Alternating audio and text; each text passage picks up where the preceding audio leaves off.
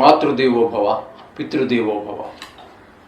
ఇప్పుడు మనము జూలై నెల 2026 సంవత్సరంలో ద్వాదశ రాశుల వారికి గోచార ఫలితాలు ఎలా ఉంటాయో తెలుసుకునే ప్రయత్నం చేద్దాము. ధనురాశి వారికి జూలై నెల 2026 సంవత్సరంలో గోచార ఫలితాలు ఏ విధంగా ఉన్నాయో తెలుసుకునే ప్రయత్నం చేద్దాము. ఈ ధనురాశి వారికి తృతీయ స్థానంలో రాహుగ్రహ సంచారం అత్యంత అనుకూలమైనటువంటి ఫలితాలు ఇస్తూ ఉంటాయి.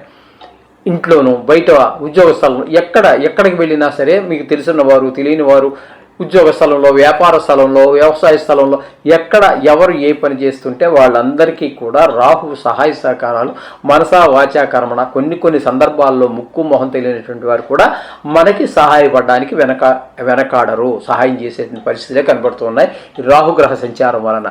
ఇకపోతే శనీశ్వరుని గురించి మనం చెప్పుకోవాలంటే ఈయన అర్ధాష్టమ శని అంటారు. ఈ అర్ధాష్టమ శని అనేటటువంటి దాన్ని కంటక శని అని కూడా అంటారు. కంటకం అంటే ముళ్ళు ఎలా గుచ్చుకుంటుందో అలా గుచ్చుకుంటుంది. ఎందుకంటే 4వ స్థానం అనేది సుఖస్థానం. ఆ సుఖాలు ఏవైతే ఉన్నాయో తల్లిగారు, విద్య, అలాగే భూమి, గృహము, వాహనము, మన స్వభావం ఇవన్నీ కలిపి మనం సుఖస్థానంగా దానికి పేరు పెట్టారు పెద్దలు. ఆ సుఖస్థానాన్ని ఆయన పాడు చేస్తున్నారు, అర్ధాష్టమ శని అని మనం గ్రహించుకోవాలి. రాహు అనుకూలంగా ఉంటే శనిమో ప్రతికూలంగా ఉన్నారు. ఇకపోతే మళ్ళీ వీరికి కుజుడు 6వ స్థానంలో ఉన్నాడు. ఈయన కూడా అత్యంత శుభప్రదమైనటువంటి ఫలితాన్ని ఇస్తాడు. ముందు ఆరోగ్యం కాపాడతాడు ఈ ధనురాశి వారికి. అలాగే ఇకపోతే ఎవరికైనా మనం రుణం ఉన్నట్టయితే తీర్చేయగలుగుతాం.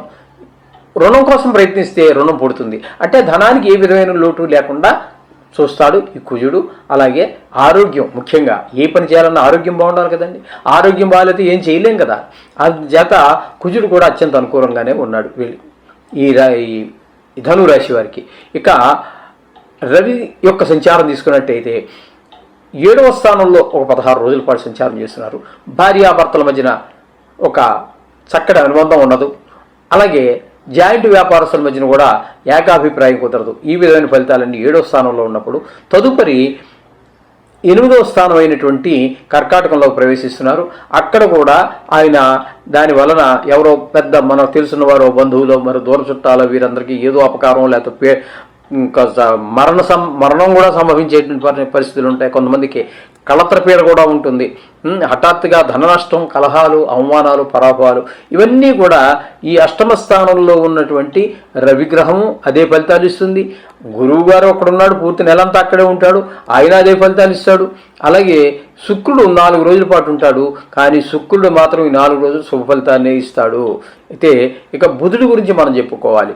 బుధుడు 7వ స్థానంలో ఉన్నప్పుడు ఆయన భార్యాభర్తల మధ్యన అనుకూలత, జాయింట్ వ్యాపారం చేసుకునే వారి మధ్యన అనుకూలత ఆయన కనిపిస్తాడు. మళ్ళీ ఆయన 7లోంచి 8లోకి వచ్చాడు.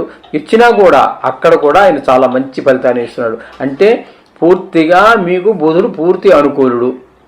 ఏమండి, ఈ విధమైనటువంటి శుక్రుడు పూర్తి అనుకూలుడు. శుక్రుడు పూర్తి 8, 9 స్థానాల్లో ఉన్నారు కాబట్టి ఆయన కూడా పూర్తి అనుకూలుడే.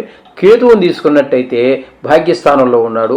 అది తండ్రి గారి ఆరోగ్య విషయాల్లోనూ మిగతా దాన ధర్మాలు, వాహన సౌఖ్యం, ఇట్లాంటి దైవభక్తి, ఉపాసనలు ఇట్లాంటి విషయాల్లో ఆయన కొంచెం ఇబ్బంది పెట్టేటువంటి పరిస్థితి ఉంటుంది. మొత్తంగా చెప్పాలంటే రాహు పూర్తి అనుకూలుడు, అలాగే కుజుడు పూర్తి అనుకూలుడు, అలాగే బుధుడు పాక్షికంగా అనుకూలుడు, శుక్రుడు పూర్తి అనుకూలుడు. ఈ విధంగా 4 గ్రహాలు మీకు పాక్షికంగా కొన్ని, పూర్తిగా కొన్ని అనుకూలుతుంది. వీరికి పర్వాలేదని చెప్పుకోవచ్చు. ఏది ఏమైనప్పటికీ కూడా ఖచ్చితంగా మీరు ముందుకి నవగ్రహాలని స్మరించుకుంటూ ముందుకు వెళ్ళిపోవచ్చు. అభ్యంతరం ఏమీ లేదు. ఆ చేత రోజు నవగ్రహ జపం చేసుకోండి. శుభం భూయాత్.